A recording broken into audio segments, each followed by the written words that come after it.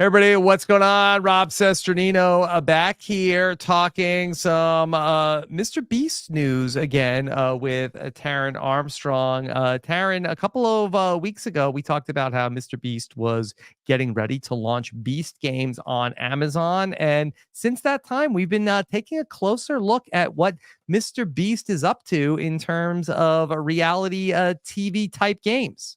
Yeah, I think he's trying to experiment more in his videos in prep it seems to me, at least in preparation for his Amazon show. His latest video, ages 1 to 100, which is the second time he's done a competition like that, is 40 minutes, which is, like, twice the length of his normal videos, basically. Yeah, Mr. Beast mentioned this at the end of the video that this was a longer video as he is getting ready to do the Amazon show, which is expected to hit later on this year. So we thought we would take a look at what Mr. Beast is up to. And I think that this is a good look into what Mr. Beast might be planning as Beast Games, which is going to have reportedly a $5 million prize for the winner might be about when it comes out later on this year. Yeah, and honestly, like, I know that Mr. Beast isn't probably for everyone, though it's certainly for a lot of people. I think that anybody who listens to us or watches us, uh, could be into especially these kinds of videos that he puts out. They're basically mini reality shows. There could have been an entire season of content in this one Yeah. format, and it's 40 minutes. Well, it's interesting. I would love to sort of like just talk about like what this tells us about the worldview of Mr. Beast, the people that are playing the game, and exactly like some of the interesting strategic points that happened over the course of this game. Mr. Beast did a video like this, I believe, last year. He took people aged 1 to 100, put them in these plastic cubicles. They couldn't leave. They basically had to stay there for as long as possible. The last one there was going to decide who won $500,000. Taryn, this one a little bit different. This was called Age 1 to 100. Decide who will win $250,000. At any point, the group could have just voted for one person to win. Yeah, yeah. I mean, that was the conceit. I think that, obviously that was never gonna happen that way. But like basically every elimination was decided by another player in the game. So it was like a vote out kind of thing. And we saw alliances form and we saw people making children cry. Like it was dramatic. It was very dramatic, and there were a lot of points where people had to decide the fate of other players, and we saw moments in this video where people needed to be charitable towards each other. We saw moments of genuine kindness. There were a few moments of pure selfishness or gameplay where we saw where a few people tried to really win this in more of a strategic way. So very interesting to see what happened and how it was presented. Yeah, I think, there's some great moments. There's one moment where one of the contestants, like, willingly gives up their chance for the sake of somebody else. It's when they've got the suitcases with, like, safe or eliminated, and the guy was like, "I want her to have a chance," and then she was eliminated immediately after anyway, which was Yeah. very funny to me. Uh, yeah, it seems like that there were some people that really made some bonds. I guess let's just talk about like how this all went down, and then we can sort of like touch on a Mhm. couple of these moments where it seemed like that at the very beginning, you had like a bunch of the babies just walked out, people age 1, 2, 3, a couple of people, just similar to last time, 97, 98-year-olds, like, all right, whatever, I'm leaving within 5 minutes. But very quickly off the bat, they had to eliminate 25 people because they couldn't agree. Mhm. Yes. And again, like, I think the first one was you elected, like, a captain, of your row, right? Mhm. Yeah, I think they just they couldn't agree, and they just eliminated 25 people Oh, the randomly random one, right? off Yeah, that off the that bat. one was kind of lame. I felt like, They had to thin out the herd. yeah. But then, so things started to get intense when every row had to pick a captain. And then Mhm. the captain had to decide whether or not to cash out and take an offer that got progressively higher, ultimately getting to $100,000 if the one elected captain would step away. And this seemed like a very easy decision to make, considering that the entire prize was $250,000 and that there were still like 60 some odd people left in the game.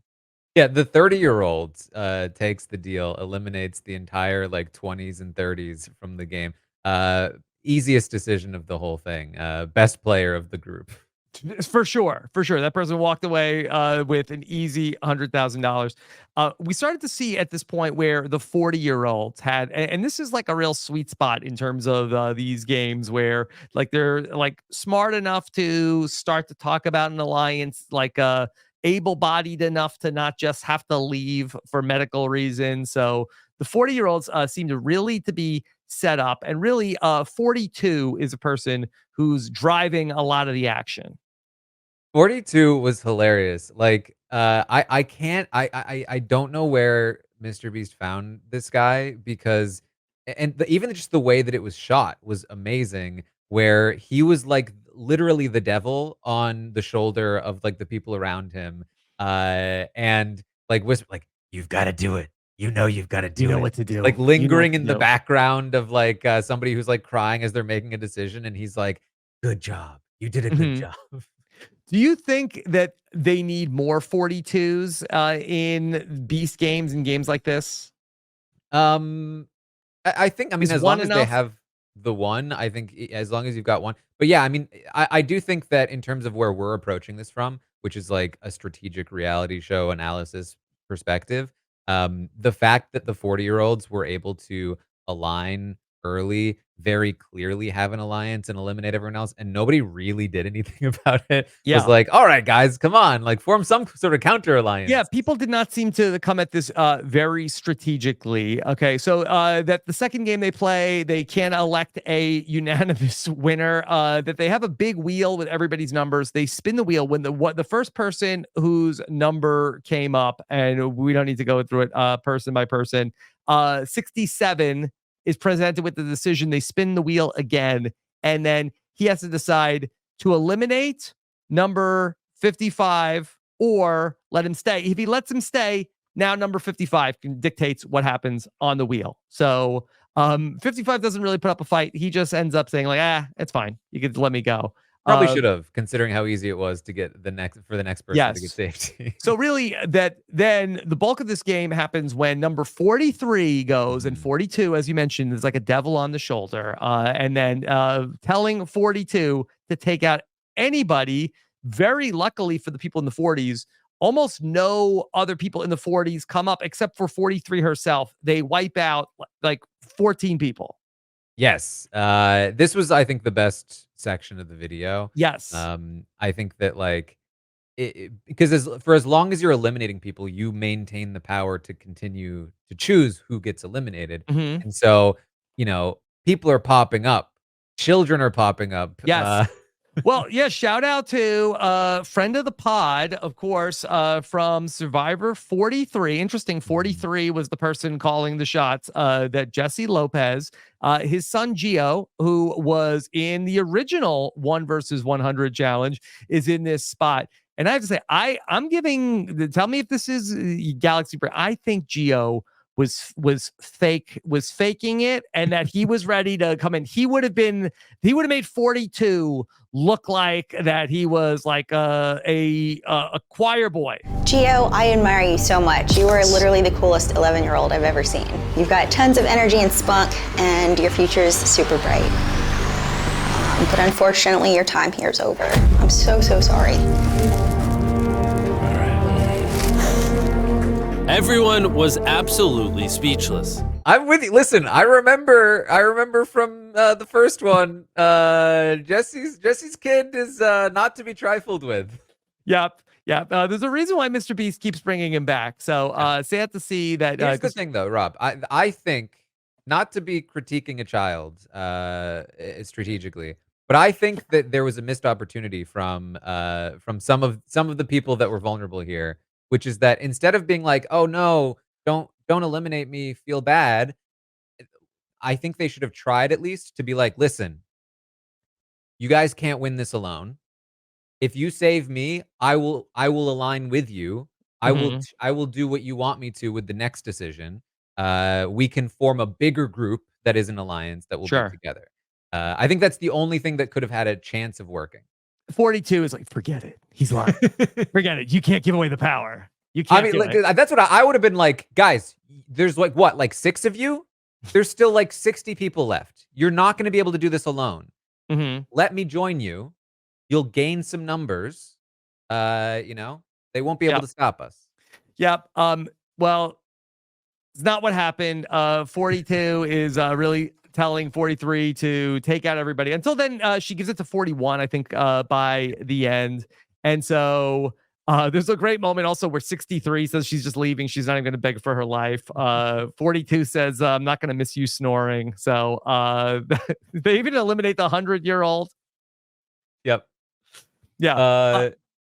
But there's a great comeuppance though Yeah. in this, and this is where, like, again, I think that like Mr. Beast in his style, it's not like super contrived like a lot of the shows that we see where like they're trying to create scenarios. Yes. Certainly there's like, he's putting this together, but there's 100 people. There's so many different storylines that could have emerged, and one that popped up that was really compelling was the tale of 42, is the evil guy on the shoulder, who then tries to selfishly be the sole person to walk out. So the next big thing is Mr. Beast covers all of the boxes, and he says, if one person walks out and only one person, they will win $250,000, Yeah. the grand total prize. What did you think of 42's strategy that he's just like, all right, everybody, I'm leaving. I'm taking it. Like, I thought he was bluffing before It's a he great actually did it. strategy, actually, Yeah. because why? Like, if everyone knows he's walking out, why? Like, and he claimed it first, and It almost worked. it's just like, hey, I'm going out. If anybody else goes out, we're just all losing it. And I think it would have worked if he hadn't been such an asshole. Yeah. You think 58 wanted to spite him? I think 58. Did you see how many times he was winking at the camera? Yeah. Like, he knew what he was doing. He knew. Mhm. He was just like, there's no way I'm letting this 42 guy get his 250K. Would that have been a better ending to the video if it ends right there where 42 goes walked away with the money? That would have, you know what? Would have been controversial. I think it would have been very controversial, but I think in some ways maybe that would have been better. Maybe that's Yeah. that's the Richard Hatch ending that they need. Okay. Well, what we do is we bring out Howie Mandel and all the briefcases. And now, listen, we're up playing Deal or No Deal Island. Where's Boston Rob? Where's Yeah. Joe Manganiello? And so that players have to open briefcases that say safe or not safe. But Mr. Beast did this in the last 1 versus 100 video. And I do feel like that this is going to be a part of whatever Beast Games does, at least in a challenge of, I'm going to look at my hand, Yep. and then you have to tell. They actually had a game like this on Deal or No Deal Island, They actually. did it on Survivor this season too. Am I telling the truth or am I lying? Yeah. It's fun. I think it's a great simple game that like will always hit, I think. Yeah. And it was interesting to see the different ways that people played it, where like many of them were just very honest, Almost all of them. Very Yeah. few people lied in this which was game. weird. Yeah. It was And- really and something man- that people made genuine bonds. Yeah, I loved 14. That kid, such a sweet kid. This kid held out. This kid was offered 100K, and he was like, "Nah, no, I'm not going to disappoint my people." He's 14 years old, Mhm. and then he was completely straight up honest about what was in his case. I was like, "No, dude, lie." No, not a lot of liars. Just a couple. It gets down to only 9 people. And then they have to then this is almost like then they were having like survivor type votes when they got down from 9 to 5. Yes, and again, like this is where I think if we'd had more strategic people. And also, I think the placement of the boxes, Yeah, that a really stunk in little terms of like unfair. I feel like they could have Um, like maybe could they have the boxes like on things that they can move so people aren't like if you had somebody right next to you and spoiler alert, it's gonna get down to 47 and 48 are the final two. yeah, I think that what would be cool is if they, like, shuffled the boxes every couple Yeah, of they rounds. could put them all on have them on wheels and they could just be like you can't leave, but you're moving the things around. Yeah, So yeah, that would be cool, but yeah, they eventually start voting people out. yeah. Gets down to the final And 5. yeah, and they don't really have good reasons, except that they all have like these big sob stories, and I do think that that's a big part of and I don't mean to trivialize people's stories by calling them sob stories, but everybody has a story of why they really need the money. I do think that that is a big part of the ethos of Mr. Beast that is often infused in a lot of these videos where we do get maybe not necessarily like the why in terms of like how Survivor does it, or this is who I'm playing for, or from the point of view of like representation, but it is often this is like my the reason why I specifically have had this hard luck, and this is what the money is going to be used for. I think it's like level 1 strategy. I think that, like, everyone thinks, "Oh, my story is special and unique, and if I tell it, people will feel for me." And I think Hmm. that's true to some degree, but I think what we know from watching many strategic reality shows is that it doesn't really work. People hear the story and they're like, "I have my own story too, though." Yeah, And just because you feel like you need it for your reasons doesn't mean that I don't need it for my reasons. yeah. And I think it can work on, like, an individual basis, but not to a whole collective of people. Right. Everybody has a sympathetic story. It doesn't really move the needle. They even say, how do I tell the difference between one story and another?" And so they get it down to five, just based off of like who they like, who's close to each other, and then they get into one final room and they have to decide, pick one winner, or they're going to take a flamethrower to the money. Yeah, this was a little anticlimactic for me. I preferred the way they did it in the previous video where it was the case thing, Hmm. for the final. Um, having to collectively decide, I felt like there wasn't much there. They eventually decide on ranked choice. Yeah, which we don't even like on the circle. Right, like, and I was super shocked that they agreed to it because, like, it was such a con by Hmm. 48, to be like, "Oh, let's do ranked choice," knowing that I have an ally that's going to rank me number 1, and I'm gonna rank them number 1. Especially from 56, who was, like, the guy on the outside, like, "Oh, no way am I." He basically just, obviously, he was gonna be first out. I have no idea why he agreed to it. Hmm. Yeah. Would you like to have seen them burn the money rather than one person win it? Burning it would have been weird. Yeah. Um, I think there should have been, like, I don't know exactly what it is, but I think that we could have had something maybe a little more compelling. Maybe it's like maybe the if you guys don't decide, this money will go to all of the eliminated people, and you guys get none of yeah, it. but I kind of feel like that they probably would have landed on that before they said, okay, well, I'd rather just like, okay, then be the hero in some way where the other 95 That's people true. will love me. And then rather than see one of these people like get it and I get nothing. Yeah, yeah. I mean, I think the problem is that like there's not ever going to be a super compelling, dramatic way where 5 people do agree on one person Hmm. to take it, you know? They're gonna have to do something like rock, paper, scissors or ranked choice or whatever it is, and the thing they decide is probably not gonna be as exciting as what you could come up with for them. Yeah. All right. Well, I think that sort of speaks to where, Mr. Beast starts with so many people and intends to, and I think that this is going to be part of Beast Games also, where he gets it down to such a small number, and there's such like a culling of the numbers. It makes it very hard for there to be intricate gameplay that goes into these things, and maybe for Beast Games to be as compelling as it could be, like maybe they end up starting with a smaller number of people. But I think that for another part of Mr. Beast is that everything is so big, such a big scope. It's going to be hard to have that and then also have interesting, compelling gameplay. But I mean, I think what's interesting is that there's 100 contestants. It's only 40 minutes, and yet there were multiple storylines. There were Yeah. multiple characters that I ended up feeling I was rooting for them, multiple characters that I was rooting against. Like, I genuinely felt emotional at times. Like, I can't, "Oh my god, this poor kid," or, whatever the case may be. And the fact that all of that can fit into something that is so I don't even know their names. And it was only 40 minutes. Like, I'm watching a regular episode of reality TV and, I'm 40 minutes in and I still have no interest in anybody that I'm watching yet. Mhm. And so there's definitely something here, especially no confessionals, Right. very little else there that we would normally see in these kinds of things. I Yeah. think there's something to it. On the other hand, the stakes are so high in that, okay, one mistake, you're out. That's it. Yeah. I think that's a huge part of it too, for sure.